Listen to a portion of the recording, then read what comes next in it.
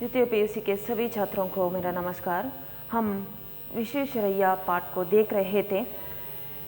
पिछले क्लास में हमने देखा विश्वेश्वरैया के बाल्य जीवन के बारे में और उनका जो शिक्षा थी, हाई स्कूली शिक्षा या प्रारंभिक शिक्षा, और उनका जो आगे का जो उच्च शिक्षा है, इन सब विचारों के बारे में पिछले क्लास में हमने देखा।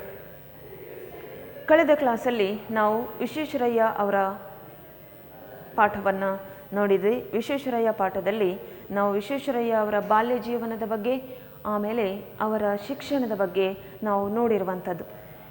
ವಿಶ್ವೇಶ್ವರಯ್ಯ ಅವರು ಹುಟ್ಟಿದ್ದು 15 ಸೆಪ್ಟೆಂಬರ್ 1861 ಇಸವಿಯಲ್ಲಿ ಕರ್ನಾಟಕ ರಾಜ್ಯ, ಮೊದಲು ಅದನ್ನು ಮೈಸೂರು ರಾಜ್ಯ ಅಂತೇಳಿ ಕರೀತಿದ್ರು, ಈಗ ಅದು ಕರ್ನಾಟಕ ರಾಜ್ಯ ಆಗಿದೆ. ಕರ್ನಾಟಕ ರಾಜ್ಯದ ಕೋಲಾರ ಜಿಲ್ಲೆಯ ಮುದ್ದೇನಹಳ್ಳಿ ಎಂಬಲ್ಲಿ ವಿಶ್ವೇಶ್ವರಯ್ಯ ಅವರು ಹುಟ್ಟಿರುವಂಥದ್ದು. ಅವರ ತಂದೆ ಶ್ರೀನಿವಾಸ ಶಾಸ್ತ್ರಿ ಅಂಥೇಳಿ, ಅವರ ತಾಯಿ ವೆಂಕಟಲಕ್ಷ್ಮಮ್ಮ. ವಿಶ್ವೇಶ್ವರಯ್ಯ ಅವರು ಹುಟ್ಟಿದ್ದು ಒಂದು ತೆಲುಗು ಬ್ರಾಹ್ಮಣ ಪರಿವಾರದಲ್ಲಿ. ಬಾಲ್ಯಕಾಲದಲ್ಲಿಯೇ ಅಥವಾ ಅವರ ತಂದೆ ತಾಯಿ ತುಂಬ ಬಡವರಾಗಿದ್ದರು. ವಿಶ್ವೇಶ್ವರಯ್ಯ ಅವರನ್ನು ಓದಿಸುವಂತಹ ಶಕ್ತಿ ಅವರಲ್ಲಿ ಇರಲಿಲ್ಲ. ಓದಿಸುವಂಥ ಶಕ್ತಿ ಅಂತ ಹೇಳಿದರೆ ಅವರ ಆರ್ಥಿಕ ಸ್ಥಿತಿ ಚೆನ್ನಾಗಿರಲಿಲ್ಲ. ಅವರ ಕೈಯಲ್ಲಿ ಅಷ್ಟೊಂದು ದುಡ್ಡು, ವಿಶ್ವೇಶ್ವರಯ್ಯ ಅವರು ಎಷ್ಟು ಓದಬೇಕು ಅಂಥೇಳಿ ಆಸೆ ಪಡ್ತಾರೋ ಅಷ್ಟು ಓದಿಸುವಂತಹ ಒಂದು ದುಡ್ಡಿನ ವ್ಯವಸ್ಥೆ ಅವರ ತಂದೆ ತಾಯಿಯಲ್ಲಿ ಇರಲಿಲ್ಲ. ಆದರೆ ವಿಶ್ವೇಶ್ವರಯ್ಯ ಅವರಿಗೆ ಇನ್ನೂ ಕೂಡ ಓದಬೇಕು ಅನ್ನೋ ಒಂದು ಆಸೆ ಇತ್ತು. ಅವರು ಮನಸ್ಸಿಟ್ಟು ಎಲ್ಲವನ್ನ ಓದ್ತಾ ಇದ್ದರು. ವಿಶ್ವೇಶ್ವರಯ್ಯ ಅವರ ನಮ್ಮ ದೇಶಕ್ಕೆ ತಮ್ಮದೇ ಆದ ಒಂದು ಕೊಡುಗೆಯನ್ನು ಕೊಟ್ಟಿದ್ದಾರೆ.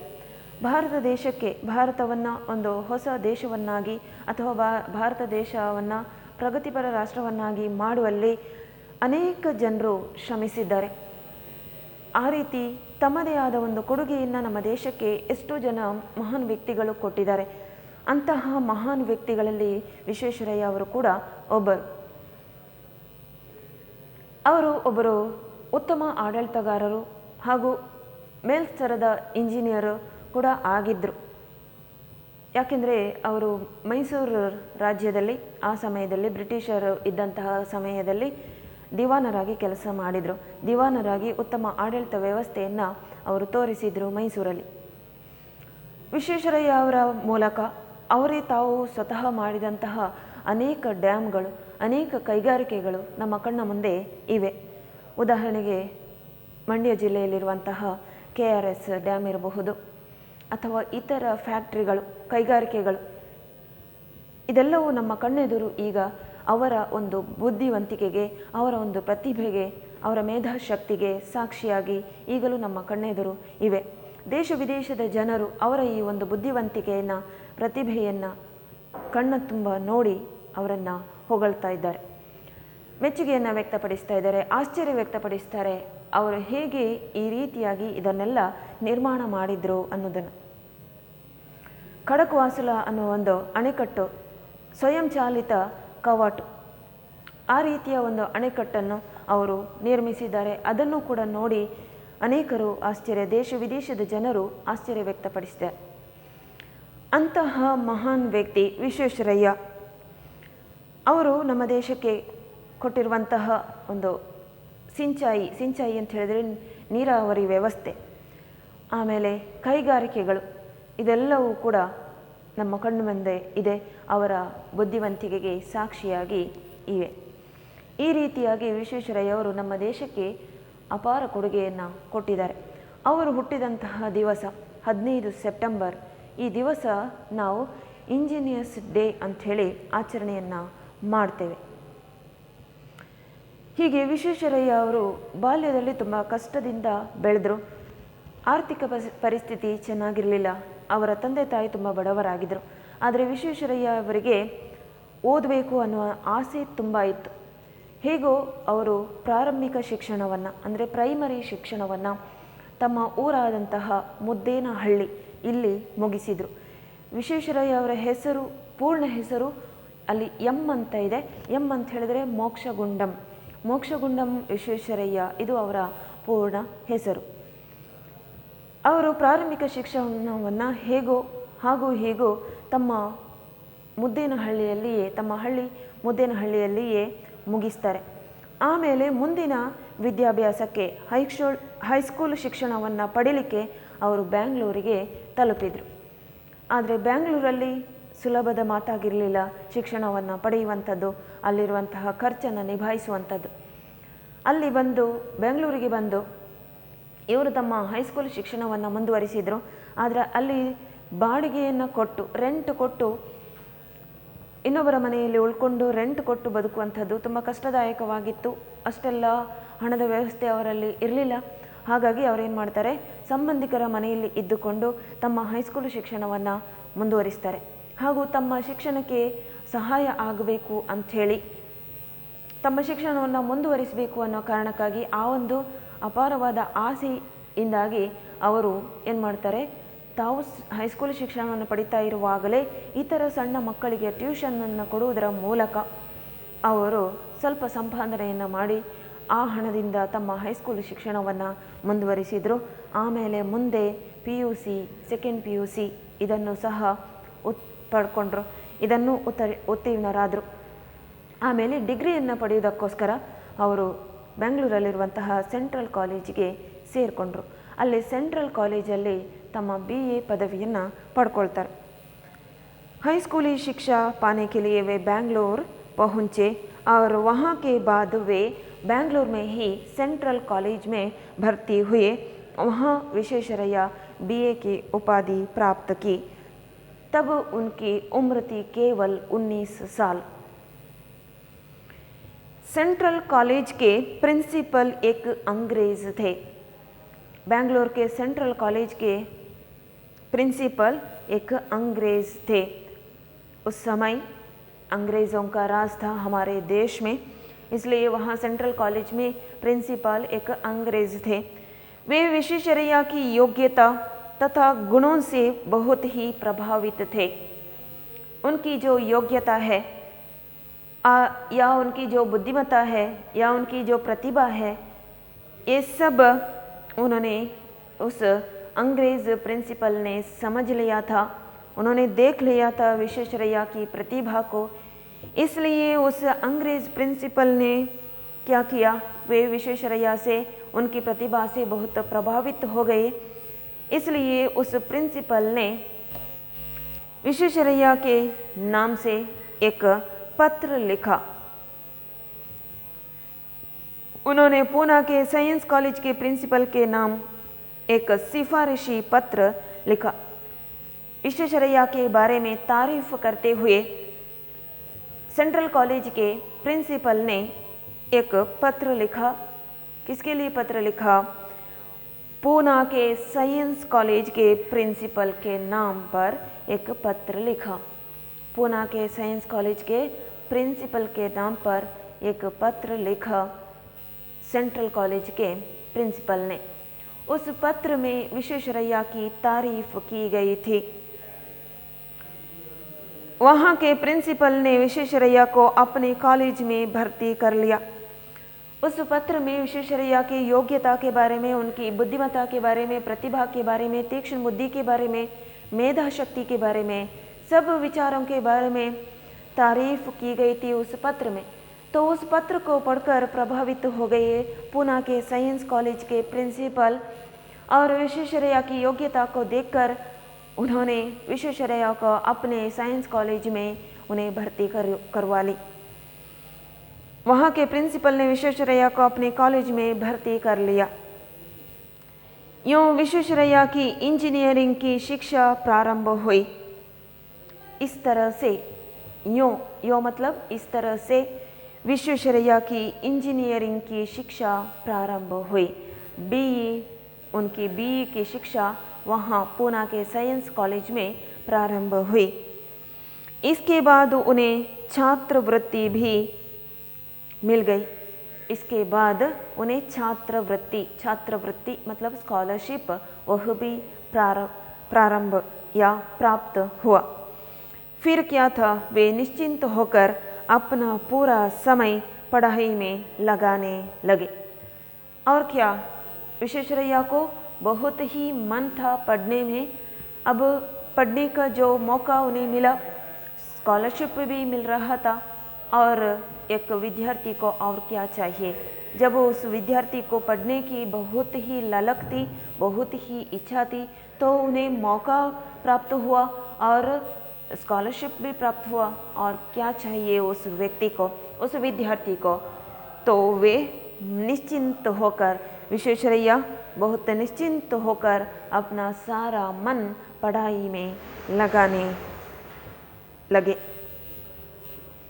ಹೀಗೆ ವಿಶ್ವೇಶ್ವರಯ್ಯ ಅವರು ಹೈಸ್ಕೂಲು ಶಿಕ್ಷಣವನ್ನು ಮುಗಿಸಿದರು. ಬ್ಯಾಂಗ್ಳೂರಲ್ಲಿದ್ದುಕೊಂಡು ಅಲ್ಲಿ ತಮ್ಮ ಖರ್ಚಿಗೆ ಇತರ ಮಕ್ಕಳಿಗೆ ಟ್ಯೂಷನ್ ಕೊಡುವುದರ ಮೂಲಕ ತಮ್ಮ ಹೈಸ್ಕೂಲ್ ಶಿಕ್ಷಣವನ್ನು ಮುಗಿಸಿದರು.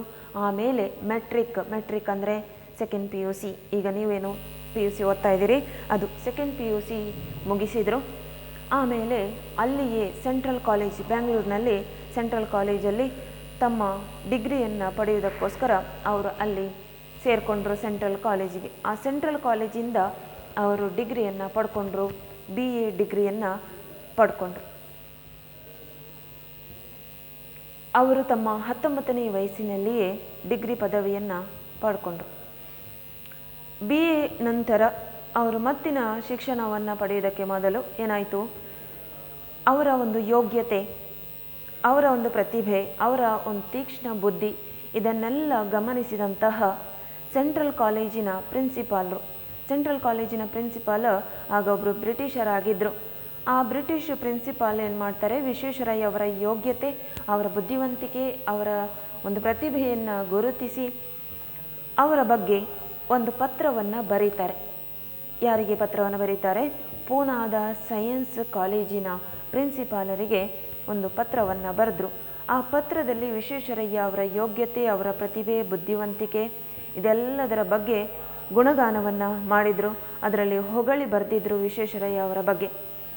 ಅದನ್ನು ಓದಿದಂತಹ ಮತ್ತು ವಿಶ್ವೇಶ್ವರಯ್ಯ ಅವರಿಂದ ಪ್ರಭಾವಿತರಾದಂತಹ ಪೂನಾದ ಸೈನ್ಸ್ ಕಾಲೇಜಿನ ಪ್ರಿನ್ಸಿಪಾಲರು ವಿಶ್ವೇಶ್ವರಯ್ಯ ಅವರನ್ನು ತಮ್ಮ ಕಾಲೇಜಿಗೆ ಭರ್ತಿ ಮಾಡಿಕೊಳ್ತಾರೆ. ಹೀಗೆ ವಿಶ್ವೇಶ್ವರಯ್ಯ ಅವರು ಅವರ ಒಂದು ಶಿಕ್ಷಣ ಅಲ್ಲಿ ಸೈನ್ಸ್ ಕಾಲೇಜಲ್ಲಿ ಯಾವ ಶಿಕ್ಷಣ? BE ಶಿಕ್ಷಣ ಅಲ್ಲಿ ಪ್ರಾರಂಭ ಆಗ್ತದೆ. ಅವರು BA ಆದ ಮೇಲೆ BE ಹೇಗೆ ಮಾಡಿಕೊಂಡ್ರು ಅನ್ನೋ ಒಂದು ಪ್ರಶ್ನೆ ಬರ್ತದೆ. ಆ ಕಾಲದಲ್ಲಿ, ಬ್ರಿಟಿಷರ ಕಾಲದಲ್ಲಿ ಆ ಒಂದು ಅವಕಾಶ ಇತ್ತು, ಯಾವುದೇ ಒಂದು ಸಬ್ಜೆಕ್ಟನ್ನು ಓದಬಹುದು. BA ಮಾಡಿದರೂ ಸಹ ಆಮೇಲೆ ಸೈನ್ಸ್ ಓದುವಂತಹ ಒಂದು ಅವಕಾಶ ಆ ಸಮಯದಲ್ಲಿ ಇತ್ತು. ಹಾಗಾಗಿ ವಿಶ್ವೇಶ್ವರಯ್ಯ ಅವರು BA ಓದಿದ ನಂತರ BE ಶಿಕ್ಷಣವನ್ನು ಮುಂದುವರಿಸ್ತಾರೆ. ಅವರಿಗೆ ಪೂನಾದ ಸೈನ್ಸ್ ಕಾಲೇಜಿನಲ್ಲಿ BE ಶಿಕ್ಷಣಕ್ಕೆ ಅವಕಾಶ ಲಭಿಸ್ತದೆ. ಇನ್ನೇನು ಬೇಕಾಗಿದೆ ಒಬ್ಬ ವಿದ್ಯಾರ್ಥಿಗೆ ಬೇಕಾಗುವಂಥದ್ದು ಮುಖ್ಯ ಏನು? ಓದುವಂತಹ ಮನಸ್ಸು ತುಂಬ ಇತ್ತು ವಿಶ್ವೇಶ್ವರಯ್ಯ ಅವರಿಗೆ ಇಲ್ಲದ್ದು ಯಾವುದು? ಹಣದ ವ್ಯವಸ್ಥೆ, ಅವಕಾಶ ಇದು ಇರಲಿಲ್ಲ. ಈಗ ಅದು ಲಭ್ಯ ಆಯಿತು. ಸೈನ್ಸ್ ಕಾಲೇಜಲ್ಲಿ BE ಓದಲಿಕ್ಕೆ ಅವರಿಗೆ ಅವಕಾಶ ಸಿಕ್ಕಿತು. ಇನ್ನು ಮುಂದೆ ಏನು ಸಿಕ್ಕಿತು? ಅವರಿಗೆ ಸ್ಕಾಲರ್ಶಿಪ್ ಕೂಡ, ವಿದ್ಯಾರ್ಥಿ ವೇತನ ಕೂಡ ಲಭ್ಯ ಆಯಿತು. ಇನ್ನೇನು ಬೇಕಾಗಿದೆ ಒಬ್ಬ ವಿದ್ಯಾರ್ಥಿಗೆ? ವಿಶ್ವೇಶ್ವರಯ್ಯ ಅವರಿಗೆ ಇನ್ನು ಏನು ಬೇಕಾಗಿರಲಿಲ್ಲ. ಅವರು ಮನಸ್ಸಿಟ್ಟು ತಮ್ಮ ಓದಿನ ಕಡೆಗೆ ತೊಡಗ್ತಾರೆ. इसके बाद उन्हें छात्रवृत्ति भी मिल गई। फिर क्या था, वे निश्चिंत होकर अपना पूरा समय पढ़ाई में लगाने लगे. ಅವರು ತಮ್ಮ ಪೂರ್ಣ ಸಮಯವನ್ನು ತಮ್ಮ ಓದಿನ ಕಡೆಗೆ ಕೊಡ್ತಾರೆ. ಓದಿನ ಕಡೆಗೆ ತಮ್ಮ ಗಮನವನ್ನು ಹರಿಸ್ತಾರೆ. ನಿಶ್ಚಿಂತೆಯಿಂದ ಅವರು ಓದತೊಡಗಿದ್ರು. ವಿಶ್ವೇಶ್ವರಯ್ಯ समय के बड़े पाबंद थे. समय के बड़े पाबंद मतलब पालन करना. समय को वे पालन करते थे. वे अपना 1 मिनट भी व्यर्थ ना होने देते थे, उल्टे ज़्यादा मेहनत भी करते थे. वे अपना 1 भी मिनट व्यर्थ होने नहीं देते और सारा समय अपनी पढ़ाई में लगाते थे और बहुत मेहनत भी करते थे. पढ़ाई में मेहनत, परिश्रम के द्वारा वे ऊपर आने की कोशिश कर रहे थे. परिणाम स्वरूप विश्वेश्वरಯ್ಯ विश्वविद्यालय में समय से पहले ही अपनी इंजीनियरिंग की शिक्षा समाप्त कर पाई। दिल लगाकर, बहुत लगन के साथ, बहुत तल्लीन होकर पढ़ने के कारण उसका परिणाम क्या हुआ? बहुत मेहनत करने के कारण, परिश्रम के कारण क्या हुआ? विश्वेश्वरैया विश्वविद्यालय में पहले ही, समय से पहले ही इंजीनियरिंग की शिक्षा या बीई शिक्षा 5 वर्ष है, 5 वर्ष के बाद ही बीई शिक्षा समाप्त होती है। लेकिन विश्वेश्वरैया समय से पहले ही, शायद 4 वर्ष में ही उन्होंने अपनी बीई शिक्षा समाप्त कर ली। समय से पहले ही अपनी इंजीनियरिंग शिक्षा समाप्त कर पाई। साथ ही बम्बई विश्वविद्यालय भर में वे प्रथम श्रेणी में प्रथम निकले। समय से पहले ही 4 वर्ष में ही उन्होंने इंजीनियरिंग शिक्षा समाप्त कर ली और वे उस विश्वविद्यालय में, बम्बई विश्वविद्यालय में ही प्रथम निकले। प्रथम श्रेणी में वे पास हुए और विश्वविद्यालय भर में वे प्रथम आए। उन दिनों में बम्बई सरकार का यह नियम था कि विश्वविद्यालय भर में जो भी छात्र प्रथम निकलता था उसे नौकरी दी जानी चाहिए। उस समय बम्बई सरकार ने, अंग्रेज़ों का सरकार था, अंग्रेज़ों का राज था। उस समय बम्बई सरकार ने एक नियम बना लिया था कि जो भी छात्र इस विश्वविद्यालय में प्रथम श्रेणी में पास होता है या विश्वविद्यालय को ही वह प्रथम आता है, उस विद्यार्थी को नौकरी दी जानी चाहिए। ऐसा एक नियम उन्होंने या सरकार ने बना लिया था। उस नियम के अनुसार क्या हुआ? विश्वेश्वरैया ने बीए की, इंजीनियरिंग की जो शिक्षा है उसे समय से पहले ही उन्होंने समाप्त कर ली और विश्वविद्यालय भर में वे प्रथम श्रेणी में प्रथम निकले। तो नियम के अनुसार बम्बई सरकार ने विश्वेश्वरैया को नौकरी दी। उन दिनों में बम्बई सरकार का यह नियम था कि विश्वविद्यालय भर में जो भी छात्र प्रथम निकलता था उसे नौकरी दी जानी चाहिए, उसे नौकरी मिलनी चाहिए। इस नियम के अनुसार श्री विश्वेश्वरैया अपनी 23 साल की उम्र में असिस्टेंट इंजीनियर के पद पर नियुक्त हुए। इस नियम के अनुसार जो भी छात्र विश्वविद्यालय भर में प्रथम आता है उस विद्यार्थी को, उस छात्र को नौकरी दी जानी चाहिए। इस नियम के अनुसार विश्वेश्वरैया को अपनी 23 उम्र में ही, 23 इस उम्र में ही उन्हें असिस्टेंट इंजीनियर, असिस्टेंट मतलब सहायक इंजीनियर के पद पर उन्हें नियुक्त किया गया। वह नौकरी उन्हें मिली। असिस्टेंट इंजीनियर की जो नौकरी है वह विश्वेश्वरैया को 23 उम्र में ही प्राप्त हुआ उस नियम के अनुसार। ಹೀಗೆ ವಿಶ್ವೇಶ್ವರಯ್ಯ ಅವರು BA ಪದವಿಯನ್ನು ಪಡ್ಕೊಂಡ್ರು. ಆಮೇಲೆ ಅವರ ಯೋಗ್ಯತೆಯನ್ನು ನೋಡಿ ಸೆಂಟ್ರಲ್ ಕಾಲೇಜಿನ ಪ್ರಿನ್ಸಿಪಾಲರು ಪೂನಾದ ಪ್ರಿನ್ಸಿಪಾಲರಿಗೆ ಅವರ ಯೋಗ್ಯತೆಯ ಬಗ್ಗೆ ಹೊಗಳಿ ಪತ್ರವನ್ನು ಬರೆದಿದ್ರು. ಆ ಪತ್ರವನ್ನು ಓದಿದಂತಹ ಪೂನಾದ ಸೈನ್ಸ್ ಕಾಲೇಜಿನ ಪ್ರಿನ್ಸಿಪಾಲರು ವಿಶ್ವೇಶ್ವರಯ್ಯ ಅವರನ್ನು ತಮ್ಮ ಕಾಲೇಜಿಗೆ ಭರ್ತಿ ಮಾಡಿಕೊಳ್ತಾರೆ. ಅಲ್ಲಿ ವಿಶ್ವೇಶ್ವರಯ್ಯ ಅವರ ಇಂಜಿನಿಯರಿಂಗ್ ಶಿಕ್ಷಣ ಮುಂದುವರಿತದೆ. ವಿಶ್ವೇಶ್ವರಯ್ಯ ಅವರಿಗೆ ಆಮೇಲೆ ಸ್ಕಾಲರ್ಶಿಪ್, ವಿದ್ಯಾರ್ಥಿ ವೇತನ ಕೂಡ ಲಭ್ಯ ಆಗ್ತದೆ. ನಿಶ್ಚಿಂತೆಯಿಂದ ವಿಶ್ವೇಶ್ವರಯ್ಯ ಅವರು ತಮ್ಮ ಶಿಕ್ಷಣದ ಕಡೆಗೆ ತೊಡಗಿಸಿಕೊಳ್ತಾರೆ ತಮ್ಮನ್ನು ತಾವು. ಮುಂದೇನಾಯಿತು? ವಿಶ್ವೇಶ್ವರಯ್ಯ ಅವರು ಸಮಯಕ್ಕಿಂತ ಮೊದಲೇ, ಅಂದರೆ ಅವರು ತುಂಬ ಪರಿಶ್ರಮ ಪಡ್ತಾ ಇದ್ದರು ಮತ್ತು ಮನಸ್ಸಿಟ್ಟು ಓದ್ತಾ ಇದ್ದರು.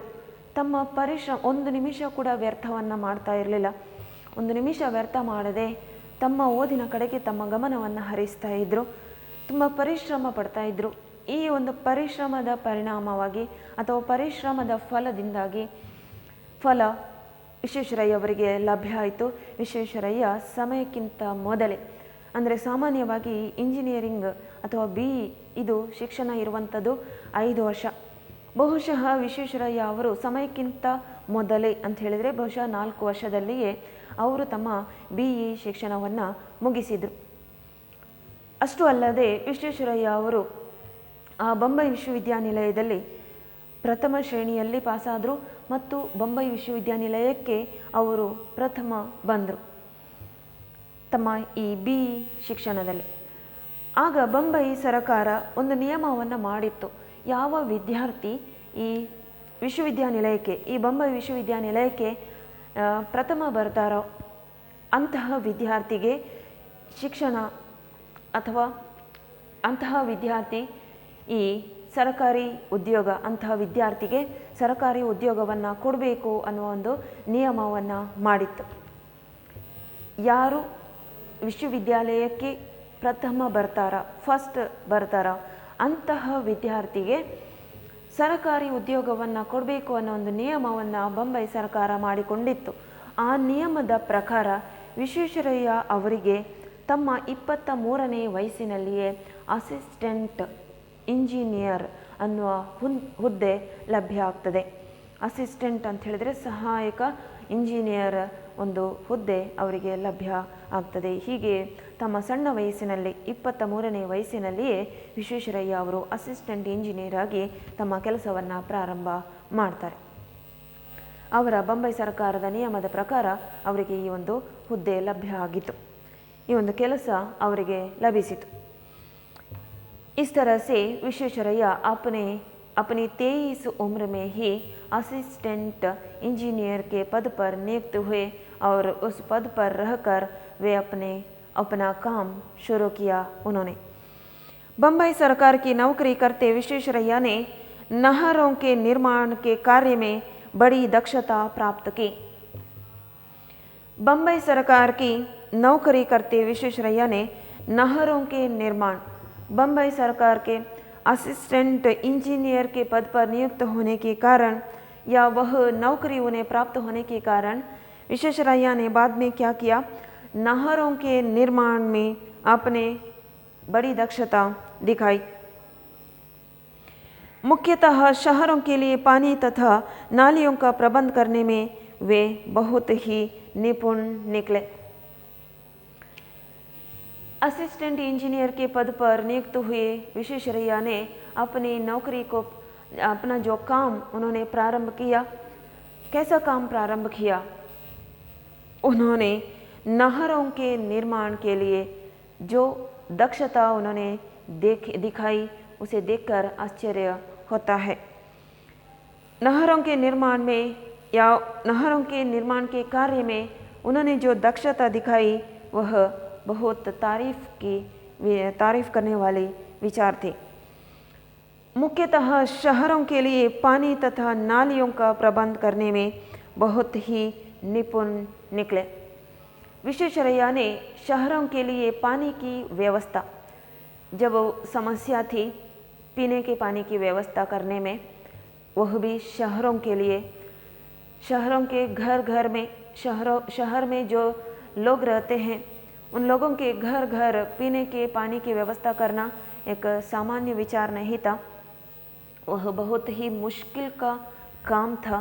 लेकिन विश्वेश्वरैया ने शहरों के लिए, शहर में रहने वाले लोगों के घर घर में पीने की पानी की व्यवस्था की और नालियों का प्रबंध भी किया.